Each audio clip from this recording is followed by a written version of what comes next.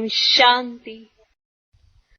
अब पतित बने हो, फिर याद की यात्रा पर रहने से तुम पावन बन जाएंगे, तो तुम पवित्र बन जाएंगे, फिर पवित्र दुनिया में ही आएंगे। पतित दुनिया का विनाश हो जाएगा। सवेरे उठकर विचार सागर मंथन करना चाहिए, फिर जो भी आए उनको समझाना है। अब कईयों को अभी तक भी सवेरे उठने की आदत ही नहीं पड़ी है। आदत पड़े कैसे? रोज रात को सोचते हैं कि कल उठना है ना, आदत होगी तो उठ जाएगा ना। अब आदत डली नहीं है तो अभी रोज उसको यही मेहनत करनी पड़ती है आत्मा को कि सुबह तुझे उठना है टाइम पे। रोज यही मेहनत कर रहे हैं। अब इससे ऊपर कैसे उठेंगे? जब बच्चा रोज सुबह ये उठ के ये सोचे मुझे स्कूल जाना है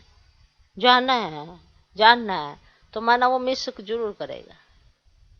अगर उसको आदत पड़ गई है तो वो बार बार अपने आप को ये क्यों थॉट दिए जा रहा है, उठना है, जाना है, खाना है, पीना है, ऐसी मेहनत को कर दे। अब रोज नहाते हो ना तो रोज ऐसे डालते हो, हे कल तो मुझे नहाना है, ऐसे सोचते हो क्या?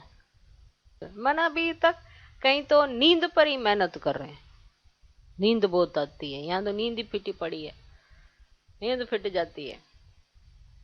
जब कोई जिम्मेवारी होती है तो नींद फिट होती है। जब कोई जिम्मेवारी होती है ना सिर पे तो नींद फिट जाती है। जिनके सिर पे कोई जिम्मेवारी नहीं होती है ना उनको नींद ही आती रहती है। सेल्फ रियलाइजेशन क्या करनी है? तो याद का बल ही नहीं होगा तो आत्मा तो कमजोर ही होगी। अब आत्मा कमजोर होगी तो परिस्थितियां तो हावी होंगी। बहुत सिंपल सी बात है। तो जितने आदत डली होगी उतना ही नेचुरल प्रोसेस चलेगा, क्योंकि आने वाले समय में ये इलेक्ट्रॉनिक ये साधन ये भी तो अपना काम में इन्होंने भी तो ठप होना है। अभी तो देखो दवाइयां ठप हो रही हैं, कोई पता नहीं किसी को क्या हो रहा है। तो ऐसे ही माना अवस्थाएं हैं। तो समझने की जरूरत है कि कहाँ आके खड़ा हुआ है अभी पूरा विश्व, खास भारत, आम सारी दुनिया कहाँ आके खड़ी हुई है। जो समझाया जाता है उसे अच्छी तरह से धारण करना है। ठीक है, व्यर्थ की बातों में जाना बंद करें। सबसे पहले तो अपने अंदर से व्यर्थ का चिंतन खत्म करो। इतना टाइम नहीं है अपने पास, माना इस समय रहा नहीं और बेमतलब का व्यर्थ बुद्धि में चला के क्या हासिल हो जाना है। समय तो बचा नहीं है। मुरली की पॉइंट्स को रिपीट करते रहना चाहिए। आपस में मिलकर यही कर लो। क्या हुआ कैसे हुआ किसी का कोई भरोसा नहीं है। अब इसी 1 साल के अंदर क्या क्या होगा, ठीक है। इसीलिए अपना ही अफसोस मत मनाते रहो कि भैया हमारे साथ ऐसा हुआ, हमारे साथ है, पता नहीं आगे किस किस के साथ क्या हो जाएगा। तो इसीलिए अपने आप को अंदर से प्रिपेयर करो। पता नहीं समय प्रति समय कौन सा दृश्य सामने आ जाए। ठीक है, तो दिल पर पक्का हो जाए। मुरली के पॉइंट्स पर मनन चिंतन करते रहो। सारा दिन की अपनी एक्टिविटीज बनाओ और उसके आधार पर चलो। ये नहीं कहेंगे समय बचा है, अब समय बचा नहीं है। अब ये आप देखो कि आपने किया क्या है, वही आपका साथ देगा, वही आपको सहयोग देगा। उतना ही ज्ञान आपकी बुद्धि में सही समय पर प्रकट होएगा।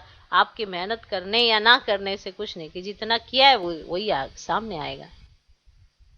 ठीक है। तो कुछ जिम्मेवारी उठाओ तो नींद फिटे। अब जिम्मेवारी नहीं है तो नींद कहाँ से फिटे?